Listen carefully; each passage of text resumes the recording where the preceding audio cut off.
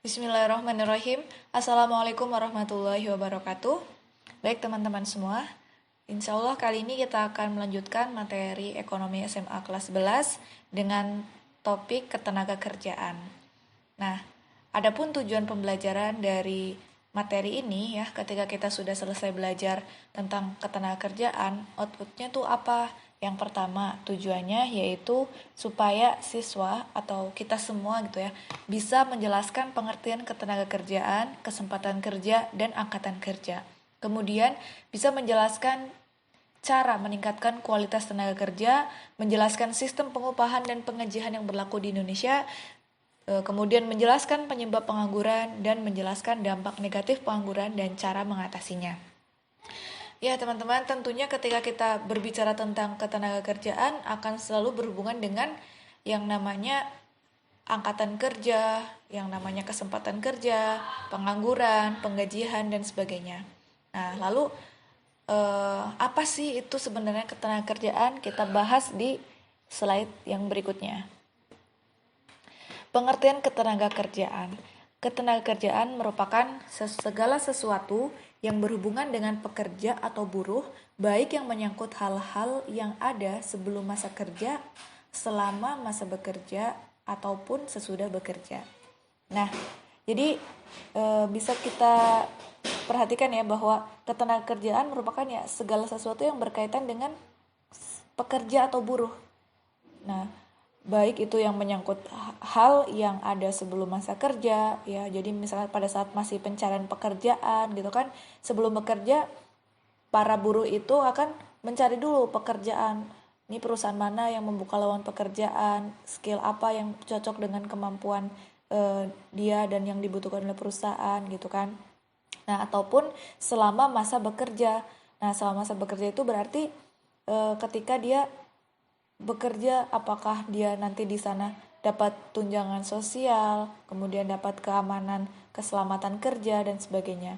Ataupun sesudah kerja, artinya setelah orang tersebut sudah selesai dalam kontrak perusahaan itu mau gimana lagi gitu. Nah, makanya di situ diatur dalam sebuah sistem ketenaga kerjaan.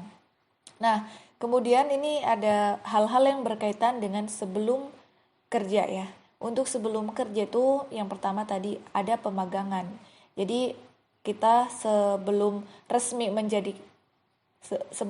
menjadi tenaga kerja dalam sebuah perusahaan, maka biasanya para tenaga kerja yang baru itu melakukan magang terlebih dahulu. Nah, untuk jangka waktunya tergantung dari perusahaan itu, biasanya 3 bulan. Nah, kemudian dari pihak perusahaan itu mewajibkan atau mempunyai kewajiban untuk mengumumkan lowongan pekerjaan supaya masyarakat itu mengetahui bahwa perusahaan tersebut sedang membuka lowongan pekerjaan. Nah, selanjutnya hal yang berkaitan selama masa bekerja, yaitu ada perlindungan kerja, upah, jaminan sosial, kesehatan, dan keselamatan kerja, serta pengawasan kerja. Kan tujuan seseorang bekerja itu pastinya untuk mendapatkan upah ya. Nah, jadi di situ upah pun akan diatur gitu dalam ketenaga kerjaan ini. Apakah upah yang diberikan harus bulanan ataupun mingguan ataupun harian. Terus besarnya juga berapa gitu. Nah, kemudian untuk misalnya yang seperti kesehatan dan keselamatan kerja, untuk orang-orang yang bekerja di perusahaan itu, khususnya untuk mereka yang bekerja sebagai operator, teknisi, dan sebagainya yang berkaitan dengan mesin-mesin itu tentunya harus diutamakan yang namanya keselamatan kerja. Nah, kalau misalnya mereka tiba-tiba terjadi kecelakaan kerja itu harus seperti apa? Itu sudah diatur dalam sistem ketenaga kerjaan. Nah, selanjutnya kita bahas kesempatan kerja. Jadi apa sih itu kesempatan kerja? Kesempatan kerja merupakan tersedianya lapangan kerja bagi angkatan kerja yang membutuhkan pekerjaan. Nah, kesempatan kerja di Indonesia dijamin dalam pasal 27 ayat 2 Undang-Undang Dasar tahun 1945 yang berbunyi, tiap-tiap warga negara berhak atas pekerjaan dan penghidupan yang layak. Nah, artinya di sini pemerintah mempunyai kewajiban untuk menciptakan lapangan pekerjaan bagi warga negaranya. Nah, semua orang itu berhak untuk bekerja dan memperoleh penghidupan yang layak. Kemudian kita lihat ke materi berikutnya, yaitu komposisi penduduk dan tenaga kerja. Jadi tidak semua penduduk itu boleh ataupun bebas untuk bekerja ya. Ada golongan rentang usia yang boleh untuk bekerja atau yang disebut dengan angkatan kerja. Penduduk dibagi menjadi dua, digolongkan menjadi dua, ada penduduk usia kerja dan penduduk di luar usia kerja.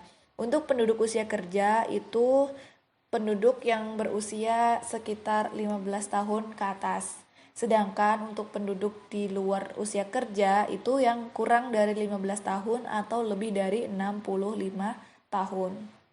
Nah, selanjutnya untuk penduduk usia kerja ini dibagi lagi menjadi penduduk yang angkatan kerja dan yang bukan angkatan kerja.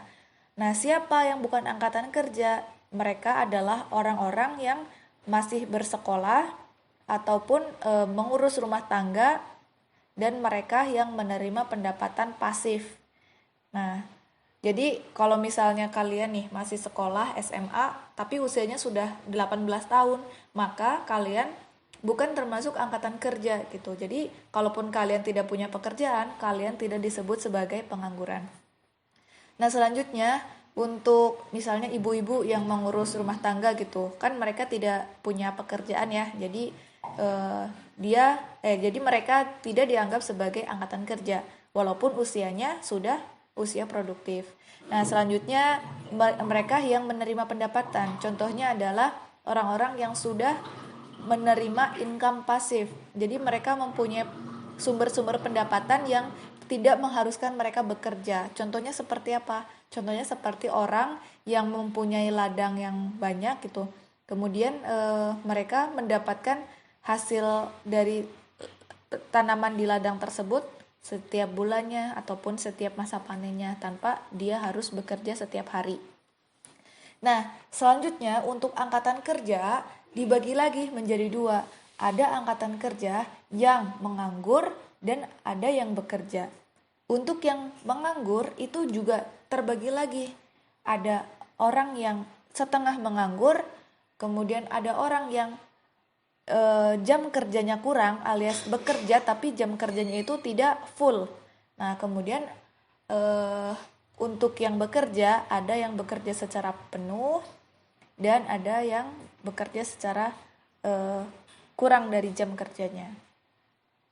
Nah, selanjutnya ketika orang itu menganggur ya ataupun kentara atau di sini jam kerjanya kurang, maka akan menghasilkan produktivitas yang rendah dan penghasilan yang rendah. Jadi gitu ya. Jadi untuk menghasilkan pendapatan atau upah yang tinggi ya kita harus produktif. Kalau misalnya jam kerja kita tidak full, maka pendapatan kita akan berkurang dan alhasil penghasilan pun rendah seperti itu. Baik, selanjutnya kita akan melanjutkan pembahasan yaitu mengenai jenis-jenis tenaga kerja. Nah, di Indonesia itu kan banyak sekali masyarakatnya ya. Ada yang mereka berpendidikan tinggi, ada mereka yang berpendidikan rendah. Nah, namun setiap orang itu berhak untuk mendapatkan pekerjaan, tidak terlepas daripada tingkat pendidikan seseorang. Nah, tentunya untuk pendidikan untuk orang yang berpendidikan tinggi akan lebih luas lagi gitu untuk mendapatkan kesempatan kerja. Baik, untuk jenis-jenis tenaga kerja dibagi menjadi beberapa. Yang pertama berdasarkan sifatnya. Berdasarkan sifatnya, tenaga kerja dibagi menjadi tenaga kerja rohaniah atau non-fisik. Tenaga kerja rohaniah yang bersifat ya non-fisik ini berarti mereka yang bekerjanya itu tidak terlalu menggunakan fisik mereka secara penuh gitu. Jadi pekerjaan mereka ya tidak melibatkan gerakan-gerakan fisik yang cukup banyak. Mereka itu lebih banyak menggunakan otak dan hati gitu ya untuk bekerja. Contohnya siapa? Contohnya adalah mereka yang bekerja sebagai direktur, kemudian konsultan dan manajer. Selanjutnya ada tenaga kerja jasmania atau fisik. Jadi mereka bekerja dengan menggunakan fisik secara penuh.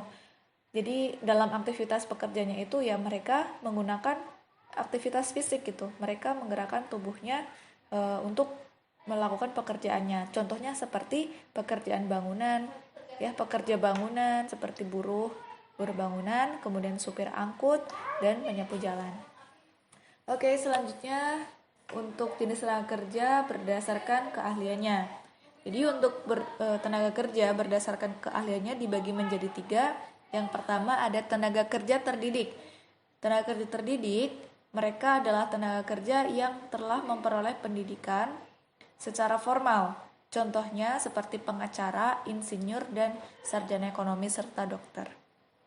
Kemudian ada tenaga kerja terlatih, yaitu mereka yang melalui pendidikan pelatihan ya itu memperoleh keahlian. Contohnya seperti supir, montir, pelukis dan sebagainya. Selanjutnya tenaga kerja yang tidak terdidik dan tidak terlatih. Itu contohnya seperti buruh angkut, pembantu dan tukang becak. Jadi untuk tenaga kerja yang tidak terdidik dan tidak terlatih, sifat dari pekerjaannya adalah yang tidak membutuhkan terlalu banyak mikir gitu. Ya, jadi mereka siapapun gitu bisa untuk melakukan pekerjaan tersebut, tidak harus berpendidikan tinggi dan tidak harus berlatih terlalu lama di lembaga pelatihan formal maupun non formal. Nah, selanjutnya kita bahas masalah ketenaga kerjaan di Indonesia. Untuk masalah ketenaga kerjaan itu sangat-sangat beragam dan kompleks ya. Ketenaga kerjaan di Indonesia, masalah yang pertama yaitu tingkat pengangguran yang tinggi. Nah, kenapa tingkat pengangguran yang tinggi? Karena tingkat pengangguran itu akan sangat berdampak luas bagi kehidupan sosial masyarakat. Ketika ekonomi dalam keluarga itu tidak terpenuhi, maka akan menimbulkan dampak negatif kepada lingkungannya dan lingkungan sosialnya seperti itu. Nah, pengangguran itu didefinisikan sebagai orang yang masuk dalam angkatan kerja tetapi belum mendapatkan pekerjaan maupun sedang mencari pekerjaan. Nah, angkatan kerja sendiri itu kan usianya 15 sampai 64 tahun. Jadi, orang yang usianya di antara 15 sampai 64 tahun ketika dia tidak bekerja, sedang dia dalam pencarian pekerjaan, maka ya dia dikatakan sebagai pengangguran. Nah, dampaknya apa sih pengangguran itu? Luas sekali ya, nanti kita akan bahas di bagian berikutnya. Di bagian 2. Oke, selanjutnya masalah yang kedua yaitu jumlah angkatan kerja yang tinggi.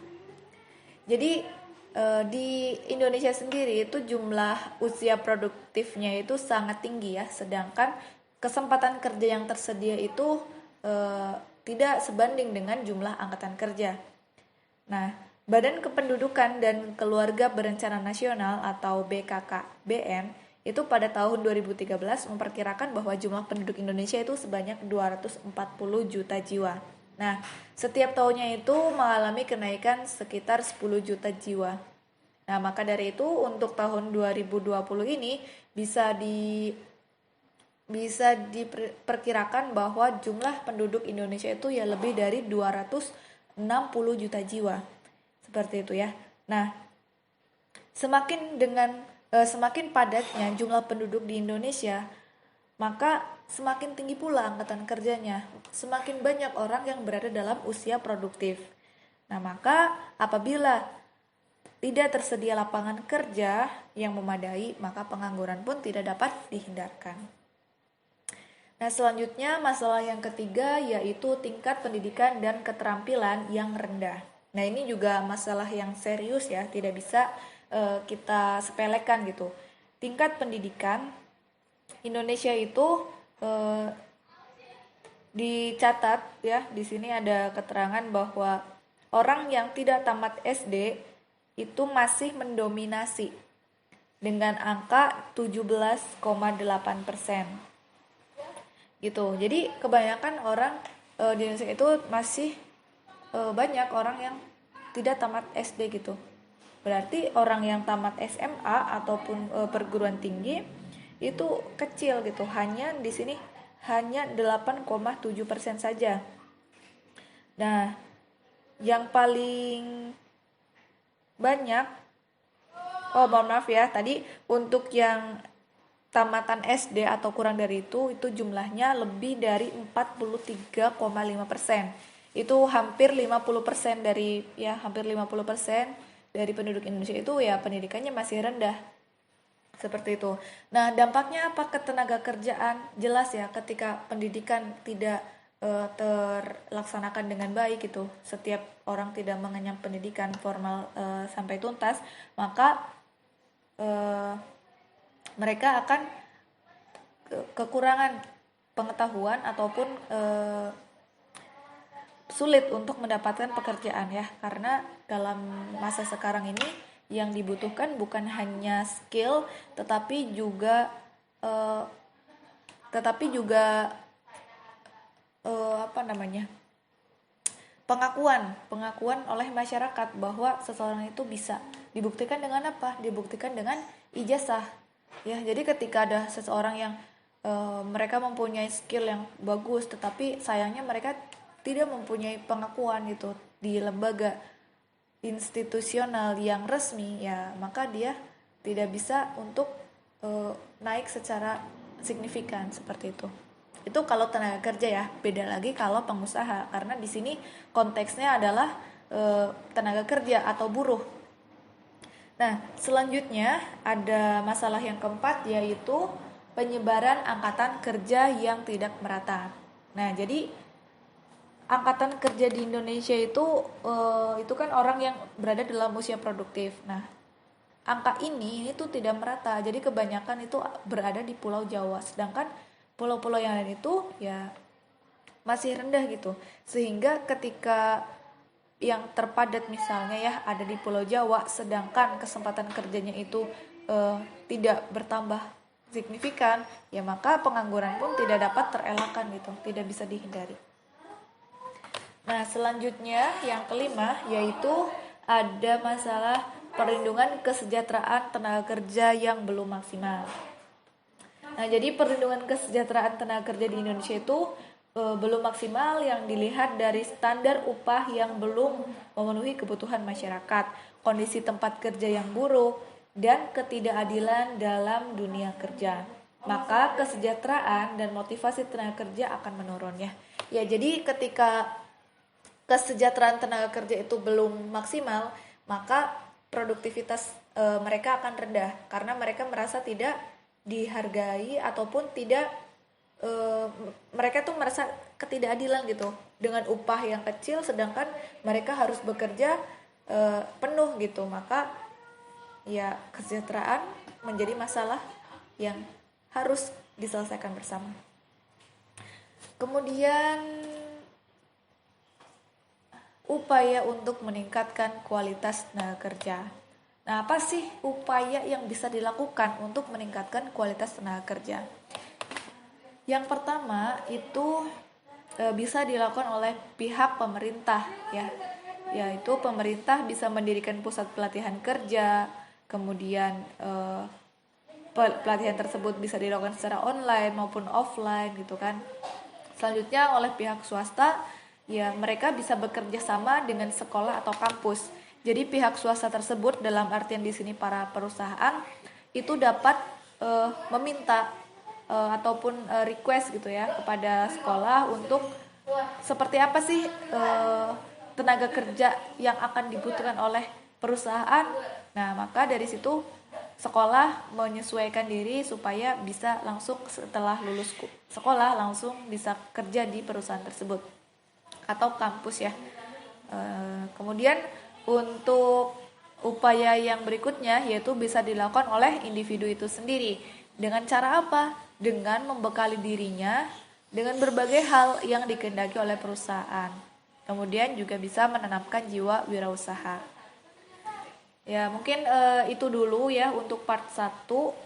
Mohon maaf kalau ada penjelasan yang kurang paham. Nah, nanti kita lanjutkan di part 2 di video berikutnya ya. Terima kasih. Assalamualaikum warahmatullahi wabarakatuh.